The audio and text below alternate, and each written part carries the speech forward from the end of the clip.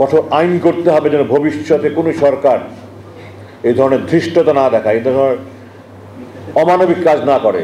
তারা সরকারের গোলাম নয়, তারা জনগণের গোলাম। গুম আছেন, তারা তাদের কি অবস্থায় আছেন আমরা জানি না, বেঁচে আছেন না মরে গেছেন আমরা জানি না। পরিবারগুলো আশায় আশায় বসে আছে। আমরাও তাদের সাথে আশা করছি এবং দোয়া করছি যে তারা জীবিত আছেন এবং জীবিত ফিরে আসবেন ইনশাআল্লাহ।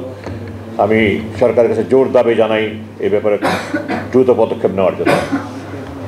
তৃতীয়ত, কঠোর আইন করতে হবে যেন ভবিষ্যতে কোনো সরকার এই ধরনের ধৃষ্টতা না দেখায়, এই ধরনের অমানবিক কাজ না করে, মানবতা বিরোধী কাজ করার কোনো সাহস না হয় কারো।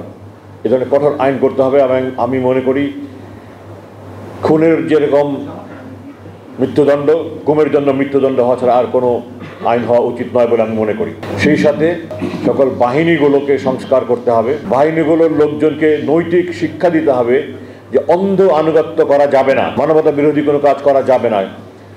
তারা সরকারের গোলাম নয়, তারা জনগণের গোলাম। ইউএফটি ফার্স্টের সাথে ট্রেড করুন যে কোনো জায়গা থেকে।